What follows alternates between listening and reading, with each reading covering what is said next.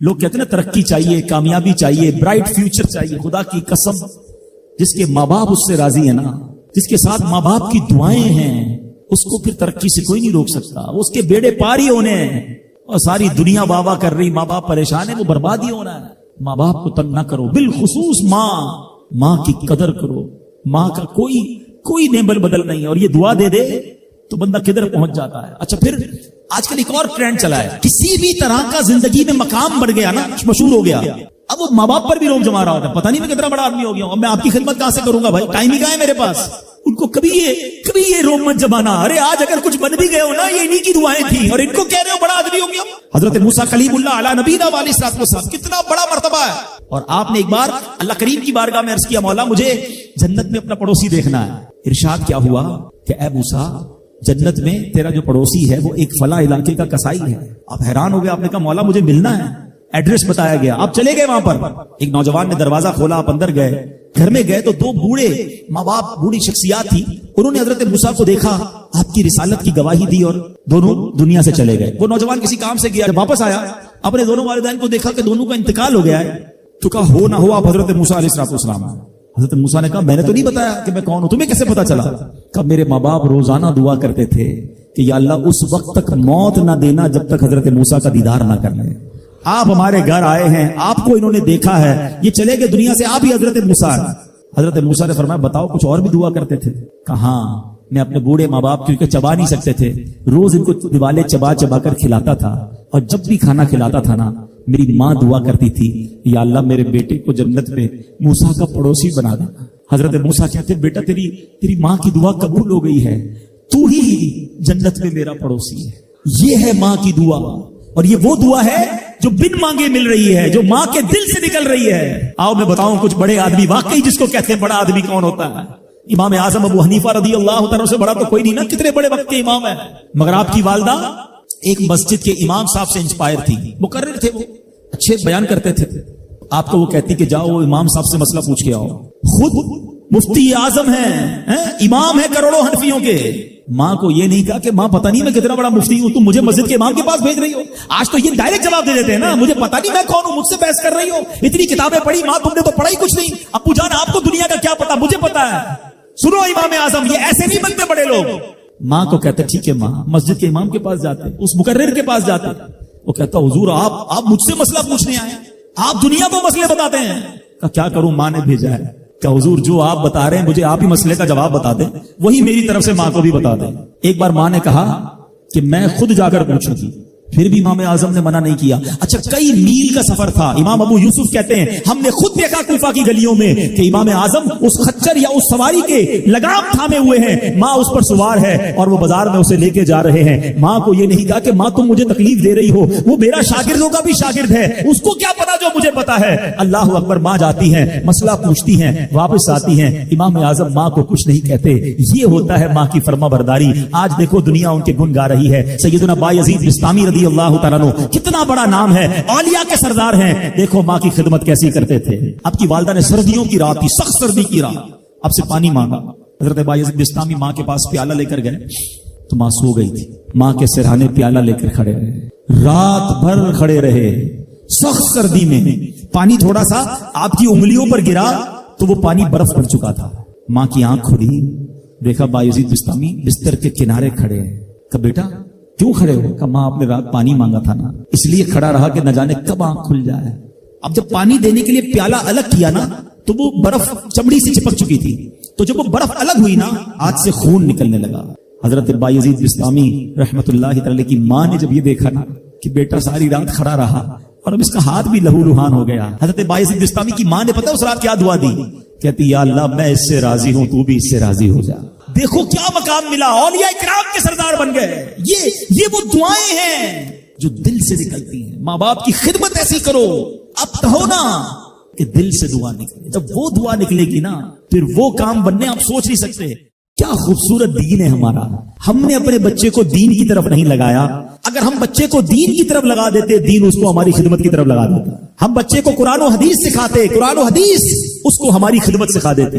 ہم آج یہ تکلیف اٹھا رہے ہیں، اس کی ایک وجہ یہ بھی ہے کہ بچہ ہم نے دین سے دور کر دیا ہے. اگر آپ چاہتے ہیں کہ آپ کے بڑھاپے کا سہارا آپ کے بچے بنے, آپ کے مرنے کے بعد بھی آپ کے لیے صدقہ جاریہ بنے, تو آپ نے اپنے بچوں کو دین کی طرف لانا ہے. کچھ اولادیں وہ ہیں جن کی ماں باپ نے تربیت ایسی کی, ہم نہیں چاہتے, وہ خود رابطہ کر رہے ہوتے ہیں کہ ماں کا انتقال ہو گیا, یار کچھ کنواں کھدوانا ہے, کوئی مسجد بنانی ہے, کوئی مدرسے میں میری ماں کے لیے مجھے کچھ کرنا ہے. کیوں؟ ماں نے تربیت ایسی کی, والد نے تربیت ایسی کی, انہیں ماحول ایسا دیا کہ ماں باپ کے مرتے ہی انہیں فکر ہو گئی کہ میری ماں قبر میں اکیلی ہے, میرا والد قبر میں اکیلا ہے, اس نے روز مجھے کھانا کھلایا تھا, آج میں روز اسے ثواب پہنچانے کا کوئی انتظام کروں. یہ اس بچے کے دل میں خیال کیسے آیا؟ کیونکہ اللہ نے اسے اچھا ماحول عطا کیا, ماں باپ نے اس کو اس ماحول کی طرف بڑھایا. تو میں یہاں والدین سے گزارش کروں گا کہ خدارا اپنے بچوں کی ایسی تربیت کرو کہ بڑھاپے میں بھی تمہارا ساتھ دیں اور مرنے کے بعد بھی تمہارے لیے صدقہ جاریہ کا باعث بن جائیں. آپ کے بچے آپ کے قدموں میں رہیں گے اگر آپ نے بچوں کو دیندار بنا دیا. اللہ کرے یہ فارمولا سمجھ آ جائے نا. ہم سمجھتے بچہ میری بات مانے, میری کیوں نہیں مانتا؟ ارے پہلے سے اللہ رسول کی بات منانے والا بنا دو, یہ تمہاری بھی ماننے والا بن جائے گا. کیونکہ جب یہ جائے گا نا دین کی طرف, اسے قرآن ماں باپ کی طرف بھیجے گا, اسے حدیث ماں باپ کی طرف بھیجے گی, اسے علماء کرام ماں باپ کی طرف بھیجیں گے. ہم اس راستے پر بھیج دیں جہاں سے یہ بچہ مجھے واپس مل جائے. سورہ فاتحہ 100 مرتبہ پڑھ کر جو دعا مانگی جائے وہ قبول ہوتی ہے. سورہ بقرہ کی تلاوت سے شیطان گھر سے بھاگ جاتا ہے. آیت الکرسی پڑھنے سے محتاجی دور ہوتی ہے. سورہ کہف کو ہمیشہ پڑھنے والا دجال کے فتنوں سے محفوظ رہے گا. والدین کی قبر پر ہر جمعہ سورہ یاسین کی تلاوت کرنے سے اس کی حروف کی تعداد کے برابر ان کے گناہ بخش دیے جاتے ہیں. سورہ الدخان پڑھنے سے مشکل دور ہوتی ہے. جو قریب المرگ ہو اس پر سورہ جاسیہ کا دم کرنے سے خاتمہ بالخیر ہوتا ہے. سورہ حجرات کا پڑھنا اور دم کر کے پینا گھر میں خیر و برکت کے لیے مفید ہے. سورہ قاف پڑھنے سے جو باغ ہوتے ہیں ان کے پھلوں میں کثرت ہوتی ہے. سبحان اللہ. سورہ رحمان 11 بار پڑھنے سے تمام مقاصد پورے ہوتے ہیں. سورہ واقعہ جو شخص روزانہ پڑھے گا اسے کبھی فاقہ نہ ہوگا. سورہ ملک کو ہر رات پڑھنے والا عذاب قبر سے محفوظ رہے گا. سورہ مزمل کو 11 بار پڑھنے سے ہر مشکل آسان ہو جاتی ہے. سورہ مدثر کو پڑھ کر حفظ قرآن کی دعا مانگنے سے قرآن کریم کا یاد کرنا آسان ہو جاتا ہے. جو بچے حفظ کر رہے ہیں ان کے لیے زبردست وظیفہ ہے. سورہ النازعات پڑھنے سے جان کنی کی تکلیف نہیں ہوگی. سورہ دحا پڑھنے سے بھاگا ہوا آدمی واپس آ جائے گا. سورہ علم نشرح کو جس مال پر پڑھ دیا جائے اس میں خوب برکت ہوتی ہے. سورہ تین والزیتون جو ہے 3 مرتبہ پڑھنے سے اخلاق و کردار بہتر ہوتے ہیں. سورہ علق میں جوڑوں کے درد کا علاج ہے. سورہ قدر جو صبح و شام پڑھے اللہ عز و جل اس کی عزت بڑھا دے گا. سورہ بینہ برس اور یرکان کا علاج ہے. جس آدمی یا جانور کو نظر لگی ہو اس پر سورہ عادیات کا دم مفید ہے. سورہ قارعہ پڑھنے سے بلاؤں سے حفاظت رہتی ہے. سورہ تکاثر کو 300 بار پڑھنے سے جلد قرض ادا ہو جاتا ہے. کئی لوگ کہتے ہیں جناب قرض بہت ہے, چلے قرآن کا وظیفہ لے لیں. الہاکم التکاثر یہ جو سورت ہے 300 بار پڑھنے سے بہت جلد قرض اتر جاتا ہے. سورہ عصر پڑھنے سے غم دور ہو جاتا ہے. سورہ ہمزہ اور سورہ فیل دشمن کے شر سے حفاظت کے لیے اور سورہ قریش جان کی حفاظت کے لیے بڑی مجرب ہے, بڑا کمال کا وظیفہ ہے. سورہ ماعون بڑی مشکل کے وقت میں پڑھنا بہت مفید ہے. سورہ کوثر کی تلاوت سے بے اولاد صاحب اولاد ہو جاتا ہے. کئی بے اولاد بھی وظائف مانگ رہے ہوتے ہیں. سورہ کافرون 1/4 قرآن کے برابر ہے. سورہ زلزال نصف قرآن کے برابر ہے. سورہ اخلاص 1/3 قرآن کے برابر ہے. اور سورہ فلق اور سورہ ناس سے جن اور شیطان اور حاسدوں کے شر سے حفاظت رہتی ہے. پھر کیوں نہ ہم قرآن سے دوستی کر لیں, کیوں نہ قرآن کو اپنا ورد بنا لیں. اللہ چاہتا ہے کہ یہ بندہ اس رینک تک پہنچ جائے. اللہ اس پر آزمائش بھیجتا ہے تاکہ میرا بندہ صبر کر لے تو اس کو وہ مرتبہ عطا ہو جائے. ہائے ہائے, یعنی آزمائش مجھ پر میرے رینک بلند کرنے, میرے درجے بلند کرنے آئی, اور ہائے میری بے صبری کہ میں نے وہ سب ثواب ضائع کر دی. نہ کریں میرے پیارے اسلامی بھائی. مشکلیں آتی ہیں. اچھا پھر پتہ ہے پرابلم کیا ہے؟ ہمارا ایک اور بڑا ایشو ہے, ہم کسی کو مسکراتا دیکھتے ہیں, کسی کو اچھے کپڑے دیکھ لیتے ہیں, کسی کی بڑی گاڑیاں دیکھ لیتے ہیں, کسی کا بڑا گھر دیکھ لیتے ہیں, ہمیں لگتا ہے یار یہ کتنا مزے میں, یار میں یہ اکیلا پریشان ہوں. یہ آپ کی بھول ہے. ایک بات یاد رکھیے گا, زندگی کی گاڑی مسائل کے پہیوں پر ہی چلتی ہے. امیر کے مسئلے اور ہیں, غریب کے مسئلے اور ہیں. شہرت جس کو ملی ہے نا اس کے پرابلمز اور ہیں, جو غیر معروف ہے اس کے پرابلم اور ہیں. زمانے میں ہر کسی کو کچھ نہ کچھ ایشو ضرور ہے. یہ نہ سمجھے کہ یار یہ اتنا مسکرا رہا ہے, کیا پتہ اس مسکراہٹ کے پیچھے کتنے دکھ چھپائے بیٹھا ہے. اب یقین کریں, بلیو کریں, ایسا نہیں ہے کہ سب لوگ 100% خوشحال ہیں. پرابلم سب کے ساتھ ہوتے ہیں. میں کیا بتاؤں آپ کو, ہمارے پاس تو لوگ دعائیں کروانے آتے ہیں نا, ایسی پرابلم بتاتے ہیں کہ پیروں سے زمین نکل جاتی ہے. بعض اوقات ہم اتنے بڑے گھر میں جاتے ہیں, اس کی گاڑیاں کروڑوں روپے کی کھڑی ہیں, ان سے ملاقات ہوئی, وہ کہتے ہیں حضرت آپ سے الگ سے دعا کروانی ہے. جب وہ بیچارہ اپنا مسئلہ بتاتا ہے نا, ہمیں لگتا ہے یار ہمارا تو غم ہی کچھ نہیں ہے. کتنی बड़ी आजमाइश से गुजर रहा है, कितनी बड़ी प्रॉब्लम से गुजर रहा है। मैं आज की आपको मिसाल देता हूं। एक हमारे बहुत अच्छे भाई थे, आज से कुछ अरसा पहले उन्होंने हमें एक माशाल्लाह प्रॉपर्टी दावत इस्लामी के लिए बच्चियों के मदरसे के लिए दी, और उसके चंद दिनों बाद उनका विसाल हो गया। उनको बेचारों को कैंसर था। मैं उनके घर पे दुआ करने गया, उनके बेटे ने मुझसे जब गले लगाना तो बेटा रोने लगा। अच्छा, मैं समझा कि बेचारा अपने वालिद को याद करके रो रहा है, 16 दिन पहले इंतकाल हुआ। अंदर गए, दुआ की, उसके बाद मेरे कान में कहता है कि अब्दुल रवी भाई इस वक्त मेरी ज़ौजा हॉस्पिटल में है। मैंने कहा क्या हो गया? कहा मेरी वाइफ को ब्लड कैंसर हो गया है। वालिद का कैंसर में इंतकाल हुआ है। अल्लाह ने बड़ा नवाजा है उनको, ज्वेलर्स हैं, लेकिन मैं यकीन करें, मैं आपको सच बता रहा हूं, मैं गाड़ी में बैठ के मैं भी रोने लगा, क्योंकि वो बंदा जब मुझे छोड़ने आया ना, फिर मेरे गले लग के रो रहा था। मैं सोचने लगा यार कितना दुख है लोगों को, अल्लाह ने कितनी बड़ी हम पर मेहरबानियां की है। अगर मुझे कोई बड़ी बीमारी नहीं है, मेरे बच्चे मेरे साथ हैं, मेरी फैमिली मेरे साथ है, नहीं चाहिए यार दुनिया के सारे अल्लाह तल्ले, ना मिले इतनी सारी लग्जरीज, सेहत से बढ़ के कुछ नहीं है, मगर हमें इसकी कदर ही नहीं है, हमें इसकी कोई अहमियत का अंदाजा ही नहीं। पूछो उनसे, करोड़ों रुपए हैं मगर इलाज नहीं हो पा रहा, डॉक्टर बाजू का मायूस कर देते हैं, कितना तकलीफ में हैं लोग। और हम हैं कि छोटी छोटी बातों पर बेसब्री। सब्र तो करें, अल्लाह की रिजा पर राजी तो रहें। मैंने आपको खानदाने नबूवत का वाकया सुनाया, अरे खाने को कुछ नहीं है। काश ये बात हमें समझ आ जाए और हम हर हाल में अल्लाह का शुक्र अदा करने वाले बन जाए। और एक और मैं आपको बात बताऊं, हम जो दुनिया वालों को बताते हैं ना, होता कुछ नहीं है इससे। मत बताया करो दुनिया वालों को, सही बताता हूं, मत बताया करो, अपने गम मत बताया करो, सवाब भी चला जाता है। और बाज औकात ये दुनिया वाले ना हमारा मजाक भी उड़ाते हैं। हम जब किसी को अपना प्रॉब्लम बताते हैं ना, हमारे सामने तो बड़े अच्छे बनते हैं कि अच्छा अच्छा ठीक है मैं करता हूं कुछ, बाद में जाके दुनिया में बातें करते हैं, आया था मेरे पास है, इसका ये मसला है, हाँ हाँ बातें बड़ी करता है, बड़ी प्रॉब्लम में है। क्यों बताऊं मैं दुनिया वालों को? नात का शेर है ना, किसी का एहसान क्यों उठाएं, किसी को हालात क्यों बताएं, क्यों बताऊं मैं दुनिया वालों को मुझे क्या गम है ना। मेरे आका सलामत रहे हैं, अल्लाह के हबीब अलैहिस्सलातु वस्सलाम हैं, और रब अज़्ज़ा वजल की बारगाह है, मैं उधर अर्ज करूं ना। किसी का एहसान क्यों उठाएं, किसी को हालात क्यों बताएं, आका तुम ही से मांगेंगे तुम ही दोगे, तुम्हारे दर से ही लौ लगी है। हाँ, अल्लाह रसूल की बारगाह में अर्ज किया, उधर आंसू बहाओ, ना बताओ दुनिया वालों को। एक और कमाल का शेर है कि दुनिया वाले तो दर्द देते, दुनिया वाले तो दर्द देते हैं, जख्मी दिल की दवा मदीना है। तो जब दुनिया वालों ने कोई हमारा भला करना भी नहीं ना उनके हाथ में है, शिफा देने वाली जात मेरे रब की, बरकत देने वाली जात मेरे रब की, तो अल्लाह से ही बातें करो ना। तो आज से ये जहन बना ले मेरे प्यारे इस्लामी भाई, मुश्किल आनी है तो सब्र के साथ वो वक्त गुजारना है, अल्लाह की रिजा पर राजी रहना है। वो बड़ा करीम है, वो अपने गैब के खजानों से आपको अता फरमाएगा। तवज्जो बयान की तरफ रखिएगा। और अब आते हैं इस पूरे वाकये से एक और खूबसूरत बात जो हमें सीखने को मिली, और वो बात क्या है कि नबी पाक के खानदान की सखावत कैसी थी। मौला अली शेर खुदा के पास सिर्फ 6 दिरहम थे, आपने वो सब के सब दे दिए। मगर आज हाल ये है कि लोग अपनी ज़कात अदा नहीं करते। आज ज़कात लोगों को भारी पड़ने लग गई है। जब कैलकुलेट करते हैं कि जनाब करोड़ों रुपए ज़कात, तो उसके बाद उनको भारी लगती है। ना करें ऐसा, ये ज़कात माल का मैल है, और अगर ये माल का मैल आपके माल से जुदा ना हुआ तो ये आपके माल को भी मैला कर देगा। एक बात याद रखिएगा, सरकार दो आलम सल्लल्लाहु अलैहि वसल्लम का ये फरमान है, अपनी ज़कात अदा करके अपने माल को मजबूत कलओं में कैद कर लो। अगर मैं और आप चाहते हैं ना कि मेरी आपकी प्रॉपर्टी सिक्योर रहे, हमारे मालो असबाब सिक्योर रहे, तो हदीस पाक में तो फार्मूला मौजूद है कि अपने माल को ज़कात देकर मजबूत कलओं में कैद कर लो। लेकिन यहां ज़कात देने के लिए तैयार नहीं, लोग लमसम निकाल देते हैं, कैलकुलेट नहीं करते। याद रखिए, ये माल ही अजाब बन जाएगा अगर आप ज़कात पूरी अदा नहीं करते। अगर हमारे पाकिस्तान में सारे सरमायादार कुछ ना करें, अपनी ज़कात पूरी अदा कर दें, सारे जमींदार अपनी ज़कात पूरी अदा कर दें, आप अपनी आंखों से देखेंगे कि गुर्बत कितनी जल्दी खत्म होती चली जा रही है। मैंने एक बार कैलकुलेशन की, जरा सुनिएगा। पाकिस्तान ज़राई मुल्क है, ठीक है, और उसकी ज़राअत की जो कैलकुलेशन है वो इंटरनेट पर मौजूद है, यू कैन सर्च योरसेल्फ। आप चेक कर लें कि 2023 में पाकिस्तान की टॉप 20 क्रॉप्स कौन कौन सी हुई हैं, आप इंटरनेट पर खुद ढूंढ लें, आपके सामने उस क्रॉप की कैलकुलेशन भी आ जाएगी कि इतने मिलियन टन, इतने जनाब करोड़ केजी जो है वो गंदुम हुआ, तो कॉटन हुआ, तो फ्रूट्स हुए, तो शुगर हुई। पाकिस्तान को अल्लाह ने बड़ा नवाजा है। शरीयत का हुक्म क्या है, जिस अल्लाह रसूल की हम बात कर रहे हैं, जिस इस्लाम को हमने कबूल किया है, शरीयत का हुक्म यह है कि अगर आपकी फसल उगती है तो उस फसल में अगर बारिश का पानी है और आप अपना पानी परचेज नहीं कर रहे और सिर्फ बारिश से आपकी फसल उग रही है, तो जितनी फसल उगी 10% उशर क्या कहते हैं 10वें हिस्से को, वो आपने निकाल देना है अल्लाह की राह में। वो गरीबों का हक है, वो ज़कात है ज़मीन की। और अगर आप पानी ट्यूबवेल वगैरह से लेते हैं, पैसों से खरीदते हैं, तो 5%। आप बिलीव करें, मैं बैठा कैलकुलेटर लेकर कि पाकिस्तान की टॉप 10 क्रॉप्स कितनी होती हैं, उसकी मालियत कितनी है, उसकी वैल्यू कितनी है, वो मैंने बनाई और उसका 5% लगाया जो देना ही देना है। आप यकीन करें वो भी खरबों रुपए में बन गया। ये खरबों रुपए कहां है? अगर हम ज़कात देते तो कितने गरीबों का भला हो जाता, कितने घर खुशहाल हो जाते। अच्छा, ये तो सिर्फ जमीन की ज़कात है, प्रॉपर्टीज की ज़कात, अरबों खरबों रुपए के लोग मालिक हैं, मगर जब कैलकुलेटर चलाते हैं ना, ओए होए होए ज़कात जनाब 10 करोड़ रुपए बन जाएगी, तो फिर भारी लगती है। अल्लाह के बंदे, अल्लाह ने 4 अरब दिए हैं तो 10 करोड़ ज़कात है ना, तो टेंशन काहे की है, शुक्र अदा करो। अल्लाह ने देने वाला बनाया, मांगने वाला नहीं बनाया। मगर आज ज़कात भारी पड़ गई है। आपको पता है कारून क्यों धसाया गया था?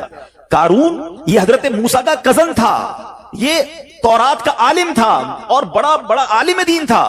मगर जब हजरत मूसा ने उसको ज़कात का हुक्म दिया ना, उसके पास कितने पैसे थे कि कुरान कहता है उसकी खजानों की चाबियां एक जमात लेकर चलती थी। खजाने नहीं, सिर्फ कीज ऑफ द ट्रेजर, इतना खजाना था। मगर क्या हुआ ये कि जब हजरत मूसा ने उसको कहा, उस जमाने पता है ज़कात कितनी थी? अभी तो 100 पे 2.5 है ना, 1000 पे 1। आपने फरमाया हर 1000 पर 1 तुमने ज़कात देनी है। उसने कैलकुलेट किया तो बहुत बनते थे। हजरत मूसा के खिलाफ हो गया, ज़कात का इनकार किया, अपने खजानों के साथ जमीन में धसा दिया गया। प्लीज खुदा के वास्ते इस आवाज को सब मिलकर आगे बढ़ाएं। मैं तो ये समझता हूं जिस तरह हम नमाज की बात करते हैं कि नमाज पढ़ो, ज़कात दें, बेशक किसी को भी दें, जो हकदार है उसको दें, मगर ज़कात पूरी दें। पाकिस्तान खुशहाल हो जाएगा, गरीबों का भला हो जाएगा। लेकिन ज़कात जिसकी हजारों लाखों में शायद वो निकाल देता है, मगर जब ज़कात करोड़ों में हो रही है तो लोगों के दिलों पर बोझ बनती जा रही है। इसको बोझ ना बनने देना। मैं एक दुआ करता हूं आज, अगर आपको लगे तो आप भी आमीन कह देना। अपने लिए तो मैं कई बार ये दुआ करता हूं कि या अल्लाह मुझे वो माल ना देना जिसकी ज़कात मुझ पर भारी हो जाए। अहो आमीन। या अल्लाह वो माल देना कि मैं खुश दिली से तेरी राह में ज़कात दूं।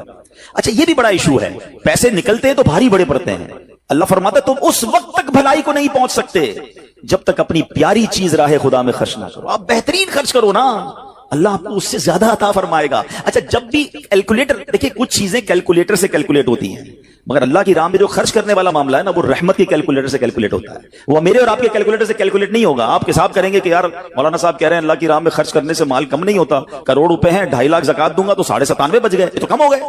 आप इसको कहीं नोट कर लीजिए, अगले साल आप करोड़ रुपए की ज़कात नहीं दे रहे होंगे, आप उससे ज्यादा की ज़कात दे रहे होंगे। ये कैसे? जो भी ज़कात देता है आप उसको पूछ लीजिए, हर साल उसकी ज़कात बढ़ती है। क्यों बढ़ती है भाई? ज़कात तो कम हो, पैसे कम होने चाहिए थे। नहीं जनाब, ये मेरे नबी अलैहिस्सलाम का वादा है। वैसे तो मेरे आका जो फरमाए हक है, मगर इस हदीस में अल्लाह के रसूल अलैहिस्सलाम ने कसम उठाई। आप फरमाते हैं मैं कसम खाकर कहता हूं अल्लाह की राह में खर्च करने से माल कम नहीं होता। फिर तो लॉक कर दो ना, फिर तो समझ जाओ कि जब नबी पाक कसम उठाकर फरमा रहे हैं। अच्छा, फिर आप सबको देख लें, जो बांट रहा है ना हम हर साल उसका बढ़ते हुए ही देख रहे हैं, कम नहीं होता। ये बेवकूफी है जो ये सोचता है कि यार दे दूंगा तो कम हो जाएगा। नहीं। और फिर मैं आखिरी बात कर दूं अपने बयान में, जो एक और इशू जो बहुत बड़ा हम देखते हैं, एक तो ज़कात पूरी देनी है और इंजॉय करके देनी है, खुश दिली से देनी है, मजे लेकर देनी। ये नहीं कि दिल पर बोझ, यार क्या करूं, 1 साल हो गया अब तो ज़कात देनी पड़ेगी। नहीं, ये नहीं। दो और इंजॉय करो, अल्लाह की राह में खुश दिली से दो। एक वाकया सुन ले, बात और क्लेरिफाई हो जाएगी। हजरत अबू जाफर अपने जमाने के बड़े अब्दाल हैं, उनके घर में एक फकीर आया, तो उन्होंने अपनी ज़ौजा को कहा कि अपने पास क्या है देने के लिए? कहा हुजूर सिर्फ 4 अंडे हैं घर में, नथिंग एल्स, 4 eggs ओनली। कहा ये 4 ही दे दो, ईमान और अकीदा और बिलीफ देखें, 4 दे दो। 4 दे दिए। थोड़ी देर बाद दरवाजे पर दस्तक हुई, देखा तो एक बंदा टोकरी लेकर आया। कहा क्या है? बेगम से पूछा, कहा आपके दोस्त ने अंडे भिजवाए हैं। कहा कितने आए हैं? कहा साहब जरा सुनिएगा, कितने आए? तो कहा कि 30 आए हैं। कहा 30 किस हिसाब से आए? हमने तो 4 दिए थे ना। अब ईमान, उनका अकीदा और उनका बिलीफ देखे, क्या 4 दिए तो 40 आने चाहिए थे। एक का 10 अल्लाह का वादा है ना। तो कहा हुजूर आए तो 40 हैं, मगर 10 अंडे टूटे हुए हैं। तो आपने अपनी ज़ौजा से पूछा कि सच बताओ जो तुमने 4 दिए थे उसकी कंडीशन क्या थी? कहा हुजूर बात ये, जब मैंने 4 दिए थे ना उसमें भी 3 साबित थे, एक टूटा हुआ ही था।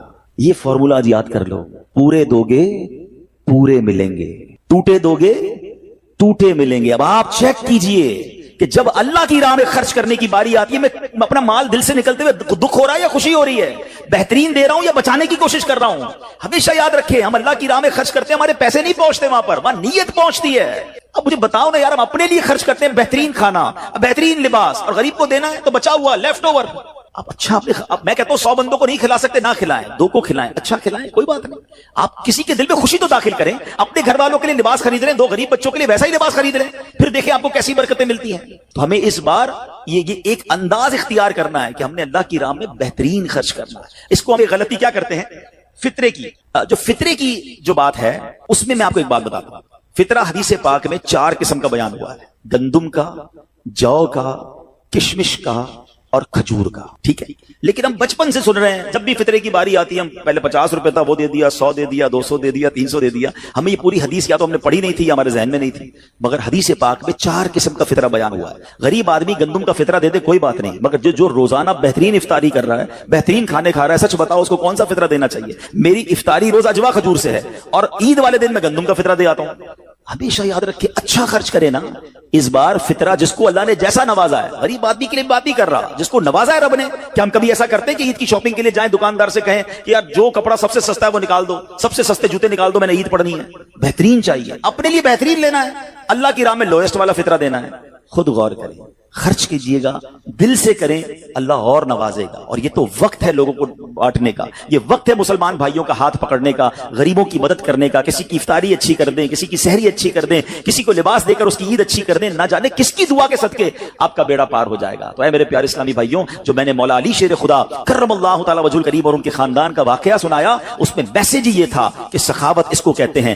یہ ہے اللہ کی راہ میں خرچ کرنا جو کیسے بلاؤں کو اور بیماریوں کو دور کرتا ہے. مگر آج حال یہ ہے, یقین جانے دکھ ہوتا ہے جب ہم ملتے ہیں لوگوں سے, ان کی ویلتھ پتہ ہوتی ہے, مگر زکات پوری دینے کے لیے کوئی تیار نہیں ہے. خدا رسول کے واسطے آپ بھی اور یہ پیغام کو عام کریں. میں نہیں کہتا آپ دعوت اسلامی کو دیں کہ زکات تو پوری دو یار, یہ وہ مال ہے جو آپ مارے جاؤ گے, یہ مال آپ کے لیے عذاب کا باعث بن جائے گا. اور واللہ میں 2-4 دن پہلے ایک بزنس مین کے پاس گیا, بعض اوقات ہمیں بزنس مین بھی سکھا رہے ہوتے ہیں. کیا کمال کی اس نے مجھے بات کہی, وہ کہتا ہے عبدالحبیب بھائی میرا یہ پیغام ذرا بزنس کمیونٹی تک پہنچائیے گا کہ جو زکات نہیں دیتے نا اور جو خرچ نہیں کرتے, ان کو پتہ ہی نہیں ہے وہ کتنا بڑا لاس کر رہے ہیں. جب سے میں نے بانٹنا شروع کیا ہے میرے مال میں ایسے برکت آئی ہے, میں خود حیران ہوں. میرے سامنے ڈیل ہوتی تھی وہ مجھے نظر نہیں آتی تھی, میں ادھر اللہ کی راہ میں صدقہ کرتا ہوں, ایسا لگتا ہے آنکھوں سے پردہ اٹھتا ہے, میرا کام ہو جاتا ہے. تو ان کو بتائیے آپ اپنا خود نقصان کر رہے ہیں اللہ کی راہ میں خرچ نہ کر کے. تو یہ ڈیوٹی ہے. بچپن سے سنا تھا اسلام کے 5 پلر ہیں, توحید, روزہ, نماز, حج اور زکات. ہم زکات کو تو ایسے اگنور کر بیٹھے ہیں کہ جناب دے دی اپنی مرضی سے, کوئی 5 لاکھ دیتا ہے, کوئی 10 لاکھ دیتا ہے. زکات کس کو جاری ہے یہ بھی نہیں سوچ رہے کہ میری زکات کا یہ مستحق ہے کہ نہیں, میں جس آرگنائزیشن کو دے رہا ہوں اس کے پاس کوئی زکات ادا کرنے کا صحیح فارمولا ہے کہ نہیں, یا میں جس بندے کو دے رہا ہوں وہ زکات کا مستحق ہے کہ نہیں. بس سر سے ایک بوجھ اتارنا ہے, لم سم اماؤنٹ دے دینی ہے, یہ نہیں چلے گا. خدا را یاد رکھیے, زکات پوری کیلکولیٹ کرنا بھی آپ کی ذمہ داری ہے اور صحیح مستحق تک پہنچانا بھی آپ کی ذمہ داری ہے. اور آپ بلیو کریں, جس دن آپ نے یہ کام کر لیا آپ ملٹیپلیکیشن دیکھیں گے, آپ اپنے غم اور اپنی پریشانیاں دور ہوتے ہوئے دیکھیں گے. میں رب کریم سے دعا کرتا ہوں اللہ ہمیں دل کھول کر اپنی راہ میں خرچ کرنے کی توفیق عطا فرمائے. اور پھر سب سے پہلا حق آپ کی زکات کا وہ حق ہے آپ کے اپنے غریب رشتہ داروں کا. اپنے غریب رشتہ داروں کو آپ دیجئے زکات, کیونکہ جو اپنے رشتہ داروں کو زکات دیتا ہے, صدقہ کرتا ہے, اس کو ڈبل ثواب ملتا ہے. ایک صدقہ دینے کا, ایک صلہ رحمی کرنے کا. اور پھر آپ کے غریب رشتہ داروں سے بات زکات بچ جائے تو پھر میری گزارش ہے کہ دعوت اسلام کتنے بڑے پیمانے پر دنیا میں کام کر رہی ہے, تو اپنی زکات کا اپنا حصہ جو ہے اس میں ضرور عطا فرمائیں. اللہ کریم ہم سب کا جمع ہونا اپنی بارگاہ میں قبول فرمائے. آمین بجاہ النبی الامین صلی اللہ تعالی علیہ وسلم.